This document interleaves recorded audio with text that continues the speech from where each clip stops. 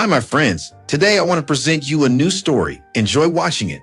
The sun was just beginning to cast its golden hue over the campus of Brooksville University as Rose Patterson and Walter Thompson met for the first time in the bustling student center.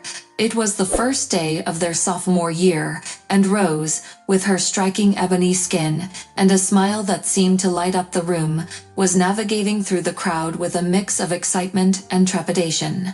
She had come from a modest background, determined to carve out a space for herself in the world of academia. Walter, tall and unassuming with a mop of tousled brown hair, was sitting alone at a corner table, engrossed in a thick textbook. His demeanor was calm, and his blue eyes, though hidden behind a pair of wire-rimmed glasses, sparkled with curiosity. He looked up as Rose approached, her presence seemingly magnetic.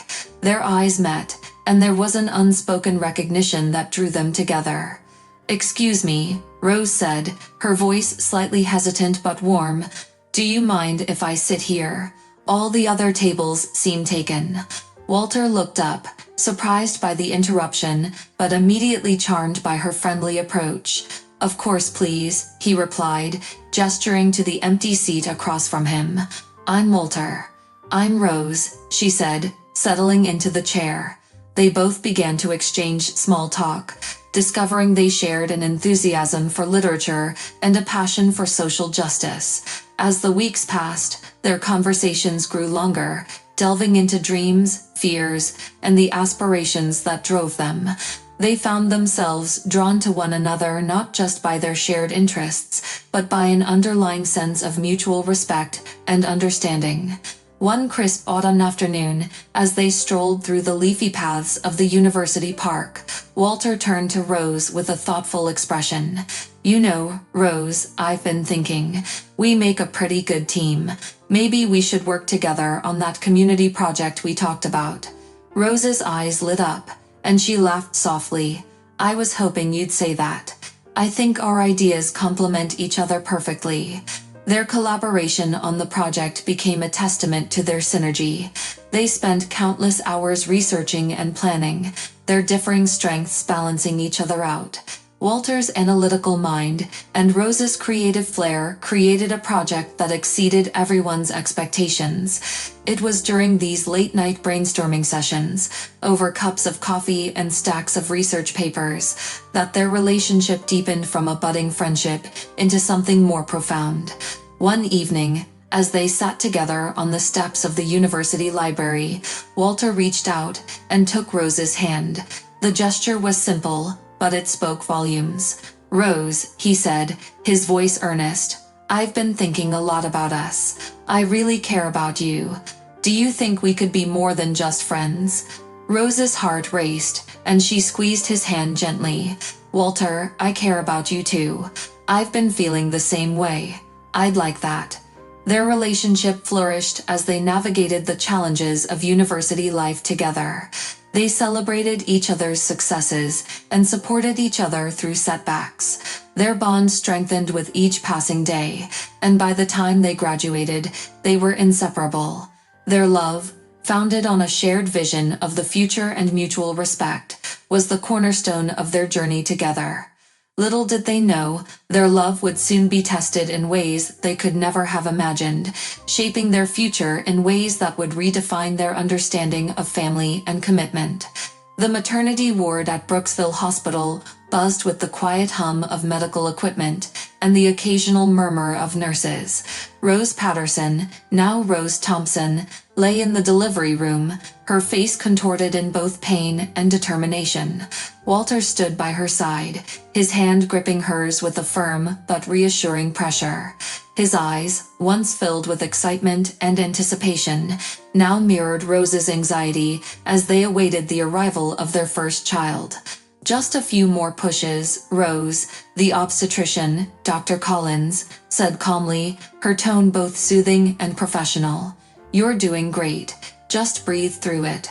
Rose nodded, her breaths coming in short, sharp gasps.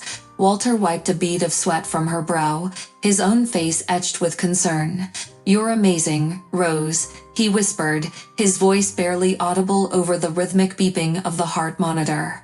As the minutes ticked by, the room seemed to contract and expand with each contraction. Finally, the moment arrived. With a collective effort from Rose and the medical team, the baby's cries filled the room, cutting through the tension like a burst of sunlight. Dr. Collins carefully placed the newborn on Rose's chest, and for a brief, fleeting moment, the world outside ceased to exist. Walter leaned in, his eyes welling with tears as he gazed at his son for the first time. "He's perfect," he murmured, his voice thick with emotion. Rose looked down at the tiny, wriggling bundle of joy, her heart swelling with a profound love she had never known before. The initial joy, however, was quickly overshadowed by a growing sense of unease. As the nurses attended to the baby, Rose noticed Walter's expression shifting from one of awe to confusion. He leaned in closer, his brows furrowing as he examined their newborn son, whose skin was noticeably pale. "What's wrong?" Rose asked, her voice trembling with concern. She followed Walter's gaze, her heart sinking as she saw the stark contrast between Leon's skin and her own. Walter's eyes darted between the baby and Rose, a storm of questions and fears racing through his mind. "Rose, why?" He stopped himself, his voice catching in his throat. "Why does he look so different?" Rose's face went pale, her heart pounding. "What are you saying, Walter? He's our son. Of course he looks different." Walter's voice grew strained. "I don't understand. How could this happen? We've both." Before he could finish, Dr. Collins approached with a reassuring smile. "Everything is perfectly normal, Mr. Thompson. It's not uncommon for newborns to have varying skin tones. It doesn't necessarily indicate anything about the child's parentage." Walter's expression hardened, and he withdrew slightly, his gaze never leaving the baby. "I need some time to process this," he said abruptly, his voice lacking its usual warmth. He turned to leave the room, his movements stiff and mechanical. Rose's heart shattered at his reaction. "Walter, wait. Please don't." But Walter was already gone, leaving Rose alone with the newborn. The room, once filled with the promise of new beginnings, now felt like a cage of loneliness and doubt. Over the following days, the tension between Rose and Walter grew palpable. Rose's attempts to bridge the growing chasm between them were met with cold silence or sharp retorts.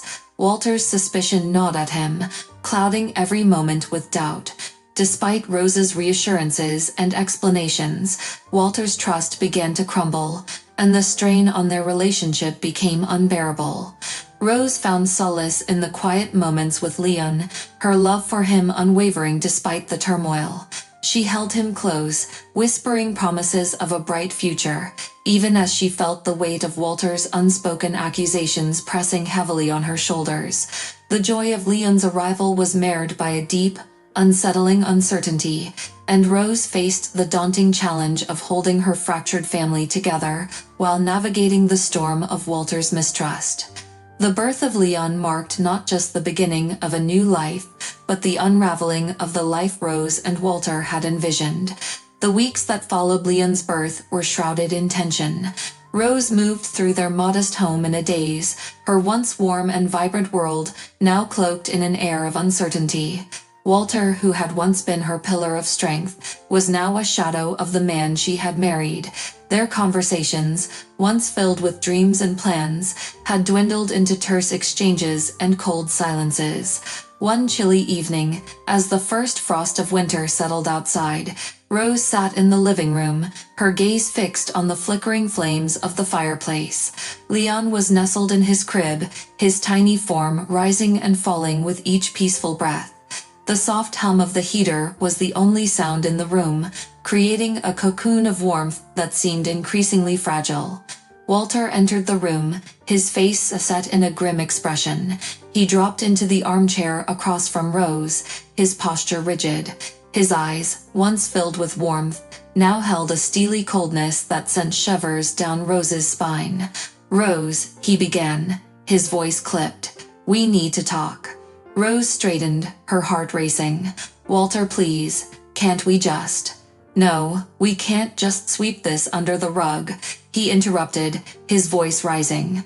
I've been thinking, and Rose's eyes widened. Walter, what's wrong? Walter's face flushed with anger. What's wrong? Rose, how could you do this to us? How could you be so dishonest? Rose's heart sank. What are you talking about?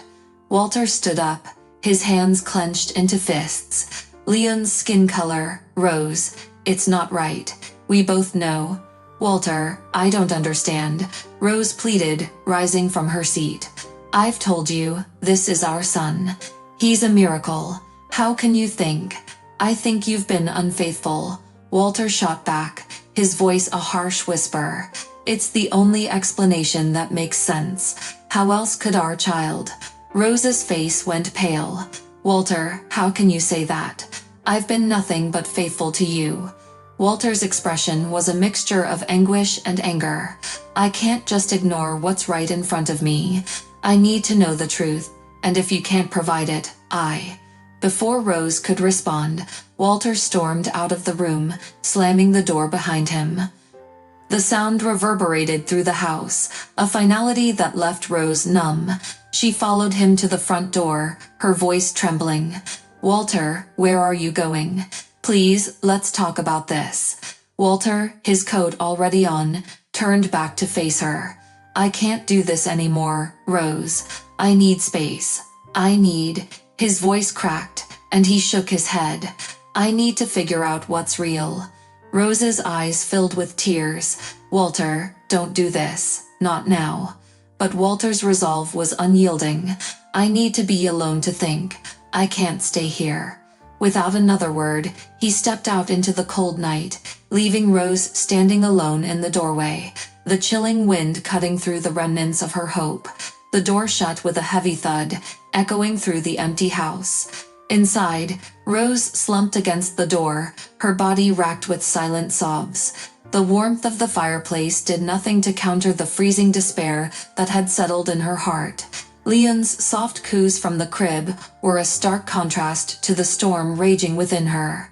The days turned into a blur of sleepless nights and unspoken fears. Rose managed to care for Leon with a determination fueled by both love and desperation, but the weight of Walter's abandonment bore down on her. Each passing day brought a new wave of loneliness, mingled with the faint hope that Walter might return and see reason.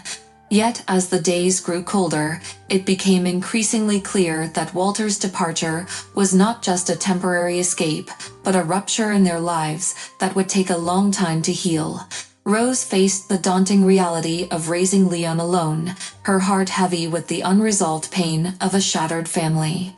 In the midst of the chaos, Rose clung to the small, fragile life she had brought into the world, determined to provide him with the love and stability that had been so cruelly upended. The path ahead was fraught with uncertainty, but Rose knew she had to forge ahead for Leon's sake, even as the echoes of Walter's accusations lingered in the cold, empty spaces of their home. Rose stumbled through the forest, clutching Leon close to her chest, her breath visible in the frigid air. The isolation was overwhelming, the silence punctuated only by the crunch of leaves beneath her feet.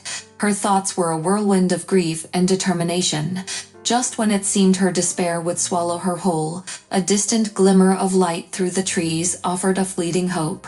A small, cozy cabin appeared, its windows glowing warmly against the encroaching darkness. Rose hesitated at the edge of the clearing, the prospect of shelter both daunting and inviting. She approached the cabin with hesitant steps, the cold biting at her cheeks. Before she could knock, the door swung open. Mrs. Sandra stood there, her eyes wide with concern and kindness. She was an older woman with a comforting presence, her graying hair tied in a neat bun. Her gaze softened when she saw Rose and the baby. "Oh, my heavens!" Mrs. Sandra exclaimed. "Come in, dear. You look like you've been wandering the wilderness." Rose stepped inside, her breath catching as the warmth enveloped her. She laid Leon's bundled form gently on a small sofa. "Thank you," Rose managed, her voice barely a whisper. Mrs. Sandra bustled about, preparing a pot of tea. "You must be exhausted. What on earth happened?" Rose sank into the armchair, her fingers trembling as she tried to steady her voice. My husband, he left us. I don't know where he went. I couldn't stay in the house anymore. Mrs. Sandra's expression shifted from shock to sympathy. Oh dear, that's a terrible situation to be in, but you're safe now. Let's get you both settled. As Mrs. Sandra served tea, Rose's eyes wandered around the quaint interior, a home filled with warmth and a sense of stability. She accepted the steaming cup gratefully, her hands warming around it. Thank you for this, Rose said, her voice breaking. I don't know what we would have done without you. Mrs. Sandra sat across from her, her gaze kind. You don't need to thank me yet. You've been through so much. We'll take it one step at a time. But tell me, what will you do next? Rose's eyes filled with tears as she looked at Leon, who was now sleeping peacefully. I don't know. I need to find work, a place to live. I'm afraid. Mrs. Sandra reached out and patted Rose's hand gently. You're not alone. I have a spare room. It's not much, but it's yours for as long as you need it. We'll figure things out together. The days that followed were a testament to Mrs. Sandra's unwavering support. Rose and Leon moved into the small spare room, which, despite its simplicity, felt like a sanctuary. Rose began to piece together her life, searching for work while Mrs. Sandra helped with childcare, her presence a constant source of reassurance. One afternoon, as Rose sat at the kitchen table, poring over job listings, Mrs. Sandra bustled in, carrying a tray of freshly baked cookies. You look like you could use a break, she said with a warm smile. Why don't you take a moment and have some of these? They're good for the soul. Rose laughed softly, the gesture a small but significant balm to her frazzled nerves. You're right. I've been so focused on finding a job that I've forgotten to take care of myself. As Rose settled into her new routine, the weight of Walter's abandonment began to lift, if only slightly. The stability that Mrs. Sandra provided became a foundation upon which Rose could begin to rebuild. Leon, too, flourished under the care and affection offered by their new friend. Mrs. Sandra's kindness extended beyond mere hospitality. She became a confidant and mentor, offering advice and support as Rose navigated the challenges of single motherhood. Their bond deepened, built on shared experiences and mutual respect. In moments of quiet, Rose would watch Leon play, his laughter filling the room, and she felt a glimmer of hope amidst the struggle.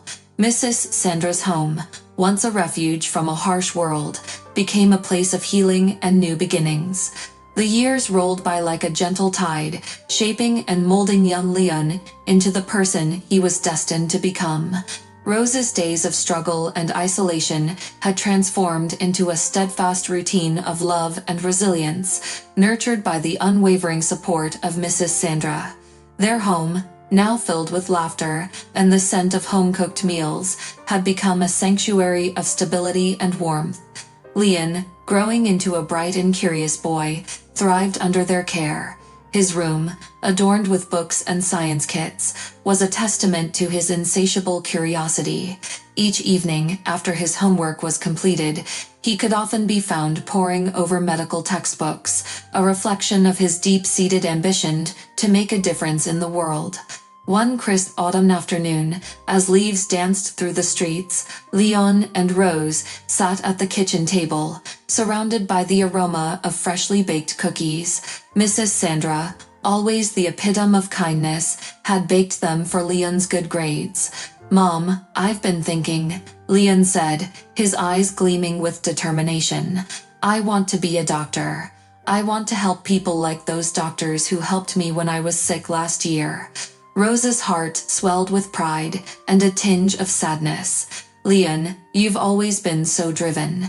If that's what you want, I know you'll make it happen.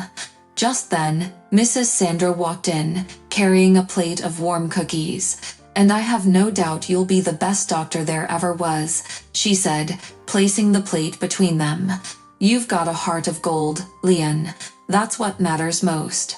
Leon beamed at her words. Thank you, Mrs. Sandra. I want to make a difference, just like you've made a difference in our lives. As Leon pursued his studies with relentless passion, Rose found herself torn between her pride in her son and the lingering questions about the past. Yet, she chose to focus on the present, on the life they were building together, and the future that awaited Leon. Years later, as Leon prepared to graduate from medical school, the day was filled with anticipation. Rose and Mrs. Sandra sat in the audience, their hearts brimming with joy and excitement. Leon, in his graduation cap and gown, stood tall at the podium, ready to give his commencement speech. "Thank you," Leon began, his voice steady but emotional. "To my mother, Rose, who has been my rock and my inspiration, and to Mrs. Sandra, who has been like a second mother to me. Your unwavering support has made all the difference in my life." The crowd applauded, but the true reward came later that day. As Leon walked across the stage to get his diploma, in the crowd he noticed a familiar face he could see in old photos on Mom's album.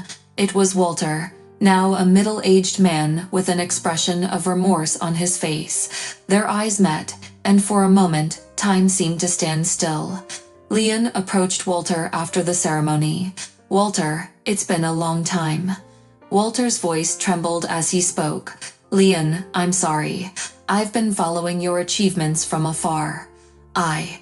Leon cut him off with a gentle nod. "It's okay. We all have our paths to follow. I'm just glad you're here." Walter's eyes filled with tears. "I've missed so much. I'm proud of you." Leon offered a warm smile. "Thank you. I've found my purpose, and I'm happy." As the sun set on the horizon, casting a golden glow over the campus, Rose, Leon, and Mrs. Sandra stood together, a family bound not by blood, but by choice and love. Leon's future was bright, not only because of his achievements, but because of the unbreakable bonds that had been forged through their shared journey. In that moment, with the promise of a new chapter unfolding, Leon's life was a testament to resilience, forgiveness, and the power of love. His story was one of triumph over adversity, and as he looked to the future, he did so with the unwavering support of the two women who had shaped his life.